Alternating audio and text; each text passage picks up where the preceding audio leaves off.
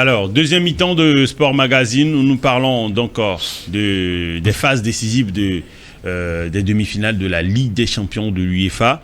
Alors, le Real Madrid s'est qualifié, comme on le disait dans la première partie, avec une victoire sur l'ensemble des deux matchs, 4-3, notamment 2-1 marqués au Bernabéu ce mercredi soir, et qui ont réussi, grâce à un doublé de Rosselló, qui est entré d'ailleurs en deuxième période, et il était entré au même moment que Camavinga, ou encore il y avait également Modric. Modric qui est rentré. Alors, je voudrais mettre en lumière, si vous le permettez, le changement tactique de Carlo Ancelotti après avoir encaissé ce but d'Alphonso Davies. On se rappelle évidemment de cette 80e minute encore il y a 2 ans contre Manchester City, quand il sortait Toni Kroos pour faire entrer Rodrigo. Hier c'était presque le cas, il sortait tout simplement Rodrigo également en faisant rentrer il sortait Valverde plutôt en faisant rentrer Rosselló. Et après Brahim Diaz également est rentré. On a senti quand même que cet entraîneur a quand même une expérience que les autres n'ont pas. Il a démontré face à Guardiola plusieurs fois, il a démontré face à plusieurs entraîneurs. Il y a eu plusieurs qui sont sortis de son école. On se rappelle de ces années au Milan AC, on se rappelle tout simplement quand il était passé déjà en 2014 au Real Madrid, et cette fois-ci c'est quand même, ça fait quand même 3 finales de Ligue des Champions qu'il va atteindre avec le Real Madrid, et il a déjà atteint 3 avec le Milan AC, dont 2 remportés. Donc je pense qu'aujourd'hui il est quand même l'un des entraîneurs, l'un des meilleurs entraîneurs de l'histoire, puisqu'il a gagné partout d'ailleurs, que ce soit dans les 5 grands championnats, il a gagné tous les championnats, et donc je pense que cet entraîneur a quand même quelque chose de spécial.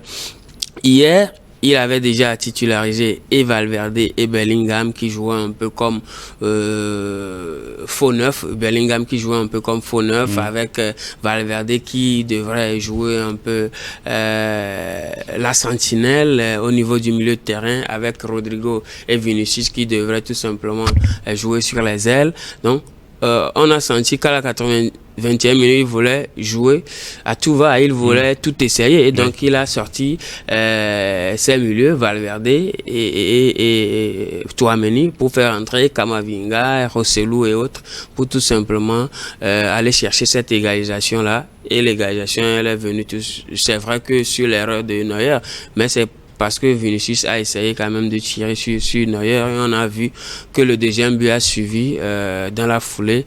C'est tout simplement exceptionnel. Ça sent parfois de l'irrationnel, mais je pense que derrière il y a beaucoup de science, beaucoup de rationalisme, beaucoup de préparation également dans le jeu, et beaucoup de préparation au niveau du fond de jeu, au niveau de qui va rentrer à telle heure, qui doit sortir à tel moment du match. Et je pense que c'est tout simplement exceptionnel. Le Real est en train de donner de très belles leçons aux autres clubs de sa génération, tout simplement. Alors, qu'est-ce qui a manqué au Bayern Munich? Fondamentalement, il faut dire que hier, le Bayern Munich ne s'attendait pas à ce que le Real puisse poser le ballon et jouer. Si je reviens un peu par rapport à la disposition, avant de répondre à ta question, la disposition tactique des joueurs du Real Madrid. C'est quasiment la même formation, ils ont joué. Pratiquement la même formation, mais la façon, c'est ça, Bellingham et la façon de jouer de Toni Kroos hier était totalement différente. Il descendait un peu plus bas il était pour jouer, plus défensif. Plus défensif pour jouer. Et si vous aurez remarqué, il a même fait des interceptions à plusieurs reprises. Beaucoup d'interceptions. Beaucoup. Et il a réussi près de 98% de toute cette transversale qu'il a fait, parce que à défaut de passer par de petites passes pour évoluer, on peut compter sur la qualité de passe, sur la qualité de précision de Toni Kroos à 34 ans, qui arrive à faire un tel match. C'est exceptionnel. Et maintenant, là où je n'ai pas vraiment compris, et je qualifie Carlo Ancelotti de scientifique hors pair, c'est que vous sortez un Toni Kroos et vous mettez Modric à sa place. En termes d'âge, vous voyez un peu, alors qu'à ce moment-là, on a besoin il a souvent fait ces derniers mois. On a plus l'impression que c'est quand le match arrive à un moment où il voit que ça n'arrive pas à se décompter. Non, je pense que il fait entrer Toli. Je pense que ce n'est pas Modric. une question d'âge, mais plutôt une question de vocation offensive. Je pense que Modric est beaucoup plus dans la rapidité. Il est plus déclencheur que Toni Kroos. Oui. Toni Kroos, c'est les passes, c'est vrai, les passes longues. Même Modric a ce talent-là de quand même se projeter vers l'avant le plus tôt possible. Effectivement. Mais il faut reconnaître aussi que Modric, dans sa façon de jouer, il est un tout petit peu lent. Je ne sais pas si vous voyez, c'est vrai. En tout cas, c'est sa manière de jouer. C'est sa manière de jouer, mais pas en tout cas plus que plus que Toni Kroos. Oui, mais en tout cas hier, enfin ce mercredi, on l'a vu dans le match. Et il a même fait une course depuis la défense adverse pour venir sauver une balle dans la surface de réparation du Real. Vous voyez, mais vous imaginez la pression à ce moment-là, après avoir raté une occasion de but franche et qu'on vous marque contre le cours du jeu. Vous imaginez la pression à ce moment-là. Vous sortez Kroos qui était en train pratiquement de réussir tout ce qu'il est en train de faire et de mettre comment il s'appelle, Luka Modric. Donc c'est là où je qualifie un peu Carlo Ancelotti de scientifique hors pair. Ce monsieur-là, je le disais la dernière fois, a révolutionné le monde des entraîneurs, sinon le métier d'entraîneur de football.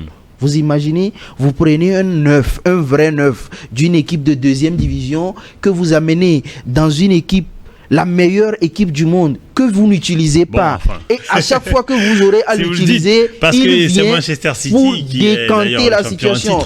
Helmut, quoi qu'on dise aujourd'hui, le Real Madrid est le meilleur club du monde. Le Real Madrid est le seul club qui a joué. Vous pouvez dire le meilleur club, mais actuellement, la meilleure équipe, je pense que c'est Manchester City qui est d'ailleurs champion d'Europe. Ce que je dis, c'est mon avis. C'est ce que le Real Madrid est le seul club qui va jouer la 18e fois une finale de Ligue des Champions. Bien sûr. La Ligue des Champions, comme on a l'habitude de le dire, la coupe aux grandes oreilles, c'est la meilleure compétition au monde, peut-être après la Coupe du Monde. Donc du coup, aujourd'hui, c'est le meilleur club. Le meilleur club du monde. Mais ils n'ont pas probablement la meilleure équipe.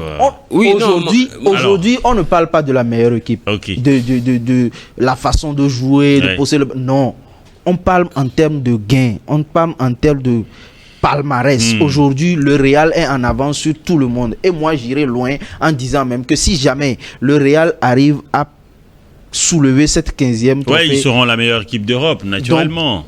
Et le Real est parti cette saison pour soulever 3 trophées. Vous allez... Déjà, le championnat s'est plié.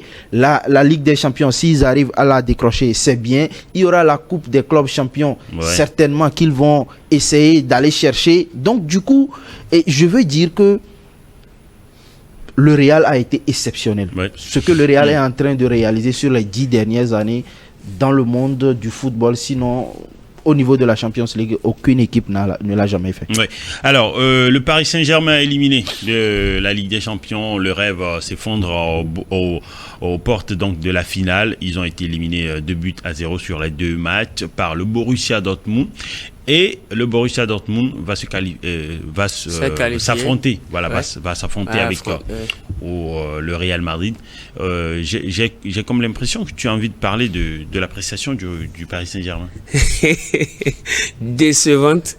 Je pense que le Paris Saint-Germain est sorti logiquement quand on voit quand même ses performances sur ces 2 confrontations. Mbappé inexistant, Dembélé inexistant, Barcola plus ou moins mi-figue, mi-raisin. Mais on lui a pas donné quasiment toute la chance. Oui, on l'a pas. C'est vrai qu'on lui a pas donné toute la chance, mais je pense que toute l'équipe n'a pas été au rendez-vous. Quand on prend en comparaison leur prestation face au Borussia Dortmund et celle face au Barça, on se demande si c'était le Barça qui était trop nul ou bien c'est le Paris Saint-Germain qui était trop fort. Est-ce que ce n'est pas parce qu'ils n'ont pas réussi à corriger ce qui n'a pas marché au match aller, parce que face à l'Iduna Park, ils ont quasiment fait la même prestation, beaucoup d'occasions créées mais jamais de but marqué, et au match retour on a l'impression d'avoir vécu le même scénario. Oui, en même temps je pense qu'ils ont manqué de niaque, ils ont manqué quand même de cette envie de gagner à tous les coups comme le Real le fait. Et je pense que ils ont été aussi moins chanceux parce que sur les deux confrontations, c'est quand même plus de 10 poteaux. Oui, mais après, vous avez deux rencontres. Si ce n'est pas l'une, c'est l'autre. Effectivement, je pense qu'ils ont manqué de réalisme, c'est ce que je veux dire. Sinon, Mbappé même l'a dit, quand tu es bon, ça rentre. Si ça ne rentre pas, c'est parce que tu n'es pas bon. Alors, et là, donc, je clair. pense que le Borussia Dortmund a été plus efficace et mérite tout simplement cette qualification. C'est vrai qu'on ne l'a pas vu venir. Personne ne pouvait mettre une pièce sur la qualification du Borussia Dortmund en finale. Et ça fait quand même 11 ans depuis qu'ils ont joué une finale de Ligue des Champions. C'était face au Bayern en 2013. Ouais. On se rappelle. Ils avaient éliminé le Real Madrid. Effectivement, ils avaient éliminé le Real Madrid sur un quadruplé de Lewandowski en 7 ans. Je me rappelle très bien. Maintenant, voilà, l'appétit vient en mangeant. Je pense qu'ils sont en finale, ils n'ont rien à perdre face au Real Madrid. Ils vont la jouer à fond. Mais c'est quand même le Real Madrid. Ça fait quand même 6 finales en 11 ans. 18 finales, 14 gagnées, 3 perdues. Voilà, toutes les statistiques et toutes les faveurs des pronostics vont en faveur de cette équipe. Mais cela demeure quand même un match de football. Ça va se jouer pendant 90 minutes et donc il va falloir faire attention de tous les côtés. Je pense que ce sera quand même un match délectant. Sauf que on aurait plutôt aimé un Bayern Real ou un Man City Real ou encore un Paris. Je pense que la finale a été jouée entre le Real Madrid et Manchester City. Alors, la finale, donc, à Londres, bien sûr, entre le Real Madrid et le Borussia Dortmund, on va avoir l'affiche à l'écran. C'est le 1er juin prochain. Aziz, tu vois ce match comment entre le BVB et puis le Real Madrid? Helmut, permets-moi de dire que le Real va passer. Parce que le Real est habitué à ce genre de rencontres. Ce n'est pas... ça n'arrive pas rarement dans l'histoire du Real. En gros, la sensation serait que le Borussia Dortmund remporte cette finale. Tout à fait, tout à fait. Si le BVB arrive à passer devant le Real, ça sera une surprise. Sinon, ça sera un exploit. Comment ils peuvent rêver de cela? Enfin, ils ont les atouts quand même. Ils arrivent à se retrouver très bien. Et depuis très longtemps, ils n'ont pas réussi à battre le Bayern Munich. Ils ont réussi au cours de... Je pense que ça doit faire quelques semaines seulement. Ils ont réussi à battre le rouleau compresseur en Bundesliga. Cela leur a donné de la confiance quand même aussi. Tout à fait. Je crois que la concentration au niveau du Borussia Dortmund a commencé depuis hier, juste après le match du Real, parce que après tout, vous affrontez la plus grande équipe du monde et la confrontation et la concentration a commencé depuis hier. Il faut commencer par réfléchir sur la façon dont il faut jouer à Wembley. Et vous imaginez la finale de la Champions League à Wembley, c'est pas sur ce n'est pas du n'importe quoi, Wembley, le plus grand stade du monde, là-bas en Angleterre. Maintenant, il va falloir être très concentré parce qu'on connaît la force du Real. Tout le monde connaît la force du Real, tout le monde connaît les qualités individuelles de ces joueurs. On sait ce dont le Real est capable. Maintenant, c'est au Borussia Dortmund de venir avec une autre mentalité. C'est vrai. Mais ça sera compliqué. Ils n'auront pas le choix que de proposer un système tactique défensif. C'est vrai qu'il y a Jadon Sancho qui est en train de retrouver une très belle forme. En même temps, il y a Sébastien Haller qui n'est pas le titulaire indiscutable. Et au-delà de ça, Marco Reus également qui est aussi remplaçant par moment. Sabister ou encore Niklas Füllkrug qui a marqué au match aller face. Sans oublier Mats Hummels. Ouais, Mats Hummels. Monsieur là, qui est un défenseur qui peut marquer à tout moment un certain. En tout cas, ils ont les atouts, mais ils n'auront pas de choix que de jouer un jeu défensif à miser sur les contres. Je ne crois pas. Je ne crois pas. Pour une finale, s'ils ont vraiment envie d'aller gagner cette finale, je ne crois pas que la meilleure décision pour l'entraîneur du BVB sera de jouer dans un système défensif. Peut-être on peut jouer avec deux. Puisque le Bayern Munich même n'a pas eu ce choix. Oui, le Bayern Munich n'a pas eu ce choix, mais il faut dire aussi que c'était une mauvaise décision pour eux. Quand vous comparez les deux matchs, le match aller du Bayern, c'est le jour et la nuit. Hier, le Bayern a été inexistant sur toute la rencontre. Mais le football, c'est ça. Il y a des jours sans et des jours avec. Donc, si jamais ce 1er juin-là, le collectif du BVB arrive à se mettre en place, ce qui veut dire qu'ils auront envie de faire quelque chose, même si c'est le Real qui est en face. Mais je ne trouve pas que ça soit une bonne idée de pouvoir aller sur un système de jeu défensif. Puisque à la fin, c'est un match à élimination directe. Il va falloir des buts pour se démarquer de son adversaire. À défaut de marquer, il faut faire tout pour ne pas encaisser et peut-être aller au tir au but et jouer sur les qualités de votre gardien de but et un peu de chance. Alors, Vicente, toi, tu vois le match comment? Ce sera quand même un match ouvert. C'est vrai que le Borussia Dortmund n'a pas forcément les mêmes arguments. Je plutôt serré, moi. Oui, moi je pense que ce sera un match ouvert. C'est vrai que le Borussia Dortmund n'a pas les mêmes arguments que le Real. En termes d'individualité, en termes de talent intrinsèque, on sait que le Real Madrid dépasse largement le Borussia Dortmund. C'est vrai qu'au Borussia Dortmund, il y a quand même Mats Hummels. Il y a Niklas Süle qui n'est pas forcément titulaire. Il y a également Emre Can, mais devant, effectivement, un expérimenté. Devant, on peut également avoir Füllkrug. C'est vrai que ce n'est pas le plus élégant des attaquants, mais il s'est marqué. Il faut pas oublier que Haller également peut revenir de blessure. On l'a vu sur le match contre le Paris Saint-Germain, venir célébrer avec les autres. Jadon Sancho qui retrouve, vous l'avez dit, sa forme.